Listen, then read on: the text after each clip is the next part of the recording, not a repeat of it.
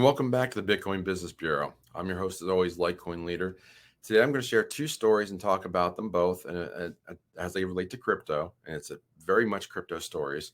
And I'm just going to jump right into them and let's just start talking about them. So the first story is about an ETF, and that's an exchange trading fund. I always get ETF wrong. So I think, let's see.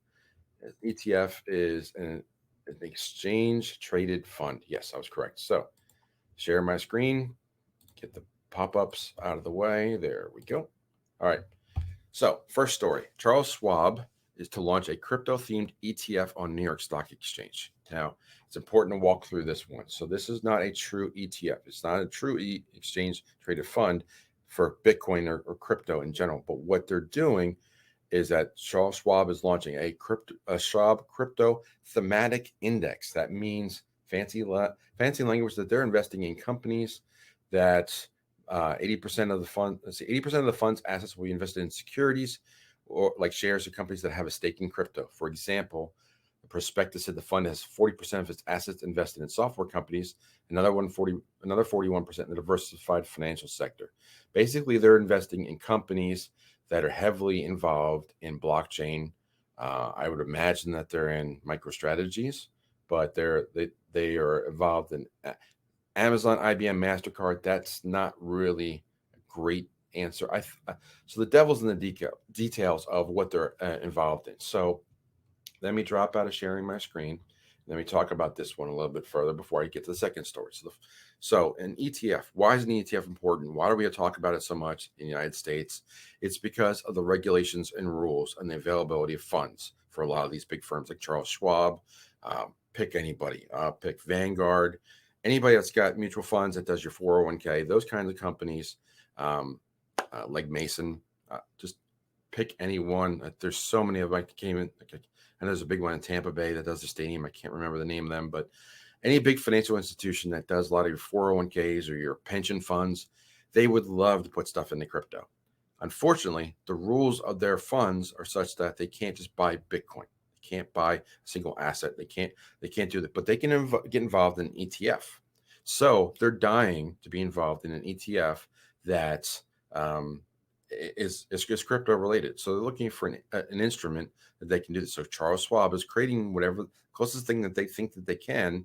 And the reason that they're going to like Amazon and IBM and well, let's see what the other companies that they mentioned. Let's go back to sharing that screen.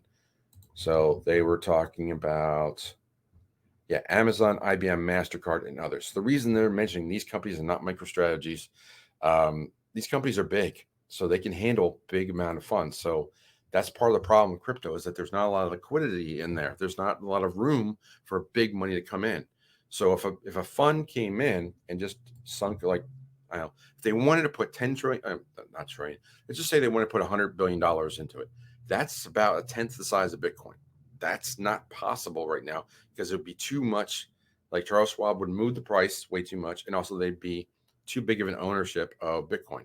It wouldn't look good on their books. So they can't, like they have rules that they can't own like 10% of an asset or something like that. So because of those reasons, they want an ETF so they can be in these larger funds that have more capacity, it can be $1 trillion or more, and just they can put a bunch of money into it. And the fund can be diversified between lots of different companies that are lots of different holdings. It's not like you're buying. It's not like if somebody had $1 trillion or $2 trillion, they could buy all of crypto, like allegedly by, not in practicality, but in its essence, they'd have as much money as all of the market cap of the entire crypto market. That's not allowed by the rules. So they want an ETF so they can get in and out. That's it. That's also more important too. Not just getting in, but also getting out. If they want to sell out of an ETF and liquidate their funds, if they own too much Bitcoin, they'll tank the market if they try to get out of it. So that's another option, the issue that they have. So that's why ETFs matter so much in the US. And they already exist in London, they exist in other countries, but it's harder to put together in the United States because of regulation. So let's go to the second story. So the second story comes from Bloomberg. I found this one on Instagram, but I was able to dig up the full story. Tighter bank rules give Dubai's crypto shops a new allure. OTC shops like Coinsfera are attracting Russians and Iranians, And the detail is of the story really kicks in if you look at these 3 paragraphs I highlighted. So let me read those, and I'll talk about this story as well. Staffs are busy operating Coinsfera, an over-the-counter or an OTC exchange that is emerging as a favorite for Russians, Iranians, and others who struggle to transfer money through banks due to Western sanctions or local restrictions, according to banksters, lawyers, and crypto executives familiar with the matter. The OTC structure allows customers to buy crypto assets back home with local currency and sell them for hard cash in Dubai. At Coinsfera, the process takes minutes and involves checking an identity document, answering a few questions, according to customers and staff. Clients include ordinary folks dabbling in crypto or navigating capital controls and restrictions that don't target them but can complicate banking. Sanctioned Russians have, however, flown to Sanctioned Russians have, however, flown to Dubai for big OTC transactions. 3 people did confirm and say. So let me drop out of the window and talk about that for a minute. So what this is saying is that Dubai is providing a mechanism through their cryptocurrency and their liquidity to transact into their local currency for essentially Russians and Iranians to get out of their local currency with the help of crypto into a different currency. So in other words, let's just say that let's anglicize, let's Americanize it. Let's say you want to get out of the dollar. You take your dollar to Coinbase or another exchange, dollar, and buy Litecoin, because it's easy to move and cheap to move. And they take that Litecoin over to a different exchange and then translate that into euros. So now you have euros instead of dollars.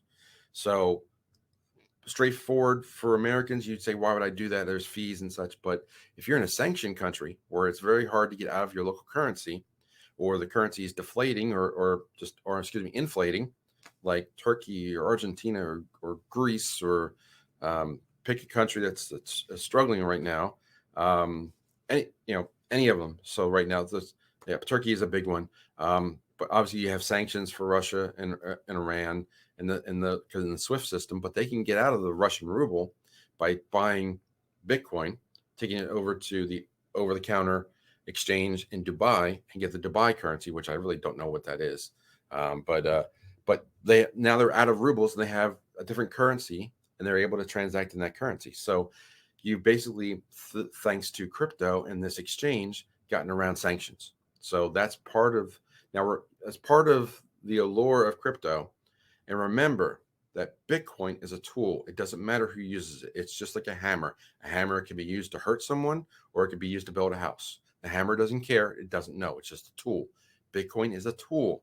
It allows you to move from one currency to another, or to preserve your wealth in Bitcoin for a longer period of time. Bitcoin works as it's designed to work. It doesn't matter who's using it or for what purpose. It's just an instrument that can be used by any person or any corporation for whatever purpose they want to use it for. It's just a tool. So just like, that's why I give the hammer analogy often. So here we have an exchange that's allowing people that are stuck behind sanction lines or stuck in a sanctioned country for probably no fault of their own, but they're stuck living in the world of rubles or whatever the Iranian currencies. I don't know every world currency, sorry, but whatever Iranians use that they can't get out of that into the dollars and euro, now they can. They can go to this exchange thanks to Bitcoin or other cryptos, go to this exchange, exchange their original currency for a different currency that's much more liquid and acceptable on the world's stage. So that's a big deal, and that's a lot of the purpose and mechanism that that's where adoption, like the big transaction adoption, is going to be happening, because it serves a purpose. It allows people to go around government, because it's governless. That Bitcoin has no government. The only thing that governs it is voters voting by the miners for a potential change, a Bitcoin improvement proposal. That's how we got the seed words. That was BIP 39. So both these stories are very important. I would love to hear your feedback on what do you think about the Bitcoin being used to get out of a less desirable currency into a more favorable one, or what do you think about the ETFs, and will they ever see one in the U.S.? And now, do you understand it better as to why so many big conglomerates and investors or 401ks and pensions really want an ETF to get those funds into it? So I love to hear your thoughts. And of course, always like and subscribe, helps out the channel. Check out all the stuff from the ticker. If you ever need more information, I'm available. There's the phone number. There's my Patreon. I got 2 different levels there. I'm also available on my Calendly link if you need an individual appointment. And lots said today. I'm going to close the door on the bureau, say follow leader one more time, and I will talk to you soon. Take care.